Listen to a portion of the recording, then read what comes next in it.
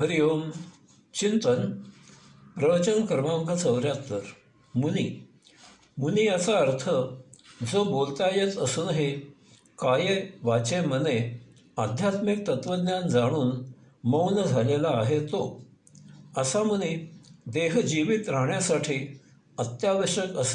आवश्यक असेल तरच आणि तेथेच शक्यतो देहबोलीने किंवा कमीत कमी शब्दात व्यक्त होतो. असे मुनी आध्यात्मिक तत्त्वज्ञानाचा प्रचार आणि प्रसार करण्यासाठीच, प्रभू कार्यासाठीच फक्त बोलतात.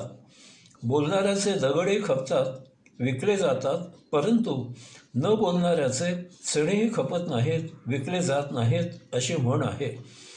ही म्हण भौतिक व्यवहारासाठी ठीक आहे, परंतु अध्यात्मामध्ये याचा उपयोग नाही, असलाच तर दुरुपयोगच आहे. अति बोलण्याचे अनेकानेक तोटे आहेत.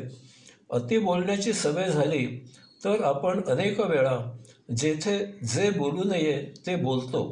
नंतर जीभ चावून पश्चाताप करून काहीही उपयोग नसतो. विषयाशी काहीही संबंध नसलेले अनावश्यक विनाकारण बोलतो. भौतिक व्यवहारासाठी समोरच्याला रुचेल, आवडेल असेच, मग ते जरी सत्य नसले तरी बोलावे लागते किंवा दुर्लक्ष करून गप्प राहावे लागते. बाळू एकदा लग्न समारंभाला गेला होता. इकडे तिकडे बघत त्याला विसंगत वाटलेल्या विषयी शेजारी बसलेल्याजवळ हळूच शेरा मारत होता. तेवढ्यात सभागृहाच्या दरवाजामधून एक लठ्ठ, काळी कुळकुळीत, दात पुढे असलेली महिला हाताने एका लहान मुलाला धरून आत येऊ लागली. लगेच बाळूने शेजारी असलेल्याच्या कानी लागून त्याला सांगितले, ती पहा, दरवाजाने एक म्हैस आत येते. अल्पावधीतच ती महिला त्या शेजाऱ्याजवळ आली आणि बरोबरच्या मुलाला सांगती झाली, पिंटू, बाबांजवळ बसा, गडबड करू नको, मी पुढे जाते बसायला. असे सांगून बोहल्याकडे गेली. ते ऐकून बाळूने त्वरेने सर्वात मागची खुर्ची पकडली. कोणी भेटले की आपण अवास्तव बोलत राहतो. याच विनाकारण आपली शक्ती वाया जाते. अशामुळे आपण बुद्धी, स्मृती यांचा विनाकारण उपयोग करतो. ही दोन्हीही अंतस इंद्रिये अतिशय महत्त्वाची आहेत. अति वापर करून ती अकाली कमकुवत होतात.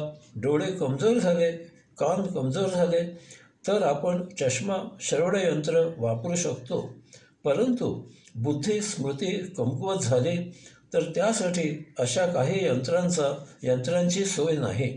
स्मृतिभ्रंश झाला तर ते कौटुंबिक स्वास्थ्यासाठी तापदायक होते. अति बोलण्याच्या सवयीमुळे काय बोलावे, कोणत्या विषयी बोलावे, कोणाजवळ काय बोलणे करावे, किती बोलावे इत्यादी प्रश्न निर्माण होतात. मग उगीचच स्मृतीमधून काही आठवून बोलत राहायचे, परंतु शांत राहायचे नाही. अशावेळी किरकोळ गोष्टीचे मोठे रूप करून बोलले जाते आणि त्या भरात असत्य थापा मारल्या जातात. बडबड्यांना बहुतांशी लोक कंटाळतात आणि त्यांना टाळतात. याचा बोलणाऱ्यांना मानसिक त्रास होतो. अशांना अनेक प्रसंगी उपमर्द सहन करावा लागतो. विनाकारण बोलायची सवय असली तर असे झोपेतही बोलतात. अनेक वेळा असे गुप्त, गुह्य म्हणून जे बाहेर बोललेले नसते ते झोपेत बोलतात. अशांना स्नानगृहात गायची सवय असते. याचा दुष्परिणाम म्हणजे असे लोक एकसुरी, एकतर्फी, न थांबता बोलत राहतात. एक दिवस असे समोर कोणीही नसताना स्वतःशीच बोलू लागतात. हे वेड लागल्याचे प्राथमिक लक्षण असते. अति बोलण्याच्या हव्यासामुळे नको ते, नको तितके, नको तेथे प्रसंगी असत्य बोलले जाते. एखाद्याबद्दल चांगले बोलून संपते आणि मग विषय सुरू ठेवण्यासाठी चहाड्या, घरगुती नाजूक गोष्टी, निंदा, नालस्ती, खऱ्या खोट्या हकीकती मोठ्या चवीने तिखटमीठ लावून चघळल्या जातात. समोरचा ते अशाच्या नावासह इतरांना ऐकवतो. हे ते नेमके नको त्याच्या कानी जाते आणि मग अशाशी भांडणे होतात. हा कलह ताणला जातो आणि कायम वैमनस्य येते.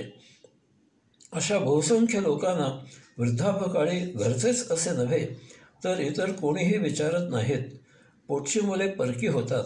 आयुष्यात जमलेली शिदोरी कशीबशी पूर्वक हालाखीत गलचगात्र झालेल्या अवस्थेत मरणाची वाट पाहत दिवस कसेबसे पुढे पुढे ढकलावे लागतात.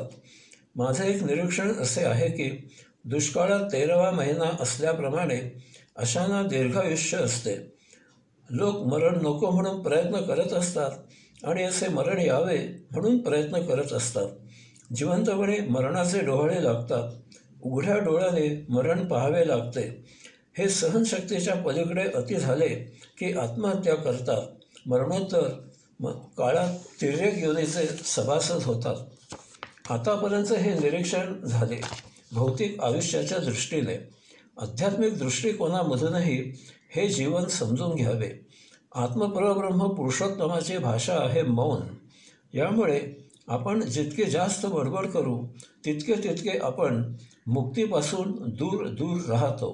कारण आपली भौतिक व्यावहारिक भाषा आत्मपरब्रह्माला समजणे अशक्य असते.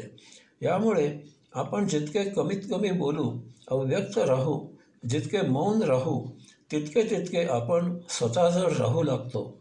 आपण स्वतः देहाच्या अंतःकरणामधील औषात्मा आहोत. म्हणजेच आपण मौनात औषात्म्याच्या सन्निध राहतो. यथाकाळी जीवात्म्याचा आणि अंशात्म्याचा योग जुळून येतो. आपली मुक्तीची यात्रा मार्गस्थ होते. आता काही गैरसमजुती समजून घेऊ. मुनी म्हणजे मौन राहणारा, न बोलणारा. यामुळे मूळ मौनी बाबाचा एक पंथ तयार झाला. त्याचे शिष्य त्यांच्या मुखावर एक कपडा बांधतात. इतरांना ते मौनी आहेत असे पाहता समजावे असा यात मूळ हेतू होता. परंतु आता अशा पंथीयांचा मुखावर कपडा बांधणे हा एक सोपस्कार, विधी, पद्धत झाली.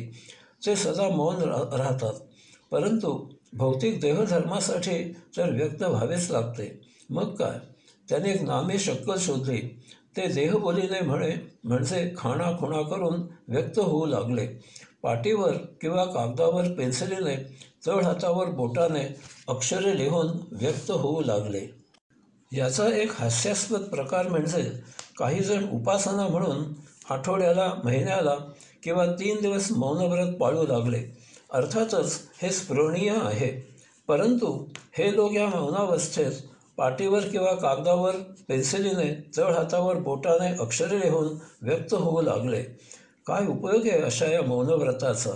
हे एक प्रकारचे बोलणेच आहे. कारण येथे बुद्धी, स्मृती, मन जागृत राहते. जर मौनव्रत पाळायचे असेल तर काये वाचे मने अव्यक्त राहायला पाहिजे. मौनव्रताचा उद्देश आपण विचारातीत व्हावे असा आहे. विचारातीत होण्यासाठी बुद्धी, स्मृती, मन शांत असायला पाहिजेत. तरच विचार थांबू शकतात. हे एकदा मौन राहून जमणे शक्य नाही. यासाठी काही ठराविक कालावधीने मधून मधून मौनव्रत पाळावे लागते. तरच आपण देहजीवित असूनही यथाकाळी विचारातीत आणि या योगे देहातीत अवस्था प्राप्त करतो. येथे आपण औषात्म्याच्या सन्निध राहतो. असे करत राहावे. तेव्हा एके क्षणी आपला औषात्म्याशी योग जुळून येतो. आपले ध्यान लागते. तापवलेले दूध जसजसे थंड होऊ लागते तसतसे त्यावर साय साचू लागते. ती खूप सकस असते. त्याप्रमाणे मौनी दीर्घ कालावधी अबोल राहिल्यामुळे ते प्रशांत झालेले असतात. परंतु जेव्हा ते बोलतात तेव्हा ते जीवनाचे सत्वसार असते. आध्यात्मिक तत्त्वज्ञान असते. वायफळ बडबड न केल्यामुळे बुद्धी, स्मृती यांची शक्ती विधायक विचारांना वापरली जाते. मनाला भौतिक विषय न मिळाल्यामुळे त्याच्या चळवळ्या स्वभावाप्रमाणे ते या अशा वैचारिक गोष्टींमध्ये रस घेऊ लागते. अशा प्रकारे मौनामुळे तीनही अंतःइंद्रिये आत्मचरणी लीन होतात. अशा प्रकारे मौन राहायची सवय असलेले साधक पूर्ण एकाग्रतेने एकचित्त होऊन गुरुपदेशाचे श्रवण, वाचन, मनन करतात. यामुळे गुरुपदेश त्यांच्या बुद्धीमधून अंतःकरणात उतरतो. तेथे मन, जीव, अंशात्मा वास्तव्याला असतात. आता मन आत्माचरणे लीन होते. अवास्तव भौतिकामधून दूर होण्यासाठी जीवात्म्यासाठी असलेले मन ही मोठी अडचण दूर होते. त्याचा अंशात्म्याशी योग जुळून येतो. अशा प्रकारे त्रदा द्रष्टुः स्वरूप अवस्थानम योगाधीराज पातंजलींच्या या सूत्राप्रमाणे औषात्मा देह धारण करण्याच्या एकमेव उद्देशासाठी साक्षीत्वाने सृष्टीलीला अवलोकन करू लागतो. यथाकाळी जीवात्मा आणि औषात्मा यांचा योग जुळून येतो. हाच योगधर्म आहे. अशा प्रकारे ज्याला आयुष्याबरोबरच आध्यात्मिक जीवन जगताना स्वानुभवामुळे योगधर्म प्राप्त झाला तो आनंदी, सदानंदी, कवेलानंदी जीवन जगतो. अशाला कधीही सुखदुःखाला सामोरे जावे लागत नाही. जगण्याचा सहज स्वीकार होतो. धर्म म्हणजे ज्याचा त्याचा स्वभाव. स्वभाव कधीही जन्माने मातापित्याकडून कोणाला मिळत नाही. तो जगताना अनुभवाने टक्के टोणपे खात आपोआप बदलत घडत जातो. यामुळे प्रत्येकाचा धर्मही स्वभावाबरोबर बदलत जातो. तो कधीही जन्मभर स्थिर असत नाही. तसेच तो वंशपरंपरागत जन्मोजन्मी कधीही स्थिर असत नाही. जन्मावरून धर्म ठरत नाही. कोणी मौनी, योगी, संन्यासी यांच्या उपदेशाचे पालन करतात. ते त्यांच्या कुटुंबियांवर, मुलांवर याचे संस्कार करतात. किंबहुना संस्कार लादतात. मोठ्या अभिमानाने सांगतात, आमच्या घरी आम्ही सर्व अमुक महाराजांचे गंडाबंद शिष्य आहोत. आम्ही सर्वांनी त्यांचा अनुग्रह घेतला आहे.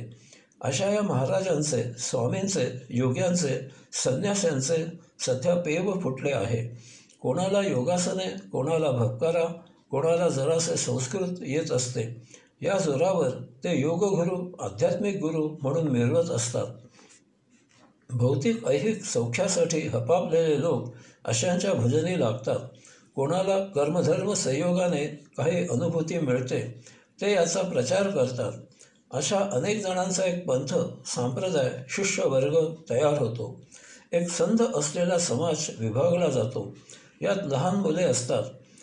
त्यांना त्याचा काही अर्थबोध नसतो. पुढे ही मुले त्यांच्या स्वभावाप्रमाणे जगत असतात, वर्तन करत असतात, आचरण करत असतात. कसला अनुग्रह आणि कसले काय! जेथे जन्मावरून धर्म ठरविला जातो तेथे जातपात यामुळे भेदभाव, उच्च नीच भावना तयार होतात. कारण येथे तत्त्वज्ञानाचा अभाव असतो. फक्त पूजा, पाठ, मंत्र, तंत्र याचा भरणा असतो. हा लादलेला धर्म कधीही त्या सत्याप्रत यात्रा करत नाही. आत्मयात्रा होण्यासाठी जीवन, त्याचे तत्त्वज्ञान, मानवी देहाची महानता, अध्यात्म इत्यादी गोष्टी ज्ञानाने जाणून उमजून आकलन होऊन ते हृदयापर्यंत उतरावे लागते. तेव्हा त्याचे पालन होते. या योगे यथाकाळी आत्मानुभूती प्राप्त होते. आजच्या जमान्यात प्रामाणिकपणे सत्य सांगणारा मौनी, योगी, संन्यासी फार क्वचितच असतो. अनुग्रह वगैरे देता येत नाही, वंशपरंपरागत जपता येत नाही, याचा जन्माशी तर मुळीच काही संबंध नाही. एखाद्याचा अनुग्रह आपला आपण आपोआप घेतला जातो. यामुळे असे जेव्हा तत्त्वज्ञान प्रदान करतात तेव्हा ते सत्य असते. जेव्हा ते साधकांकडून ग्रहण केले जाते तेव्हा त्याचे सिद्धांतात रूपांतर होते. त्यांचे शिष्य जेव्हा ते पुढील पिढीला सांगतात तेव्हा त्यांच्यामधून पंथ, जथा, संप्रदाय, परिवार तयार होतो. बहुसंख्य लोक हे असे पंथवादी, जथावादी, सांप्रदायिक, परिवारवादी असतात. परंतु धर्म हा वैयक्तिक आहे. तो ज्याचा त्याने स्वाभाविकच आचरणामधून प्राप्त करायचा आहे. कारण असा वैयक्तिक तत्त्ववादीच ती आत्मयात्रा पूर्ण करू शकतो. ती आत्मयात्रा पंथ, जथा, संप्रदाय, परिवार यासह करायला ती काही देवळे, मंदिरे, तीर्थे, मठ, आश्रम यांची सहल नाही. म्हणून ज्यांना सायुज्य मुक्ती प्राप्त करायची आहे त्यांनी मुनी, मौनी व्हा. त्या योगे आपोआप असा योगी संन्यासी होतो. कारण या तीनहीमध्ये सैद्धांतिक काहीही फरक नाही. मुनी, मौनी होण्यासाठी सुरुवातीला सांगितलेले तत्त्वज्ञान आत्मसात करावे. हरिओम.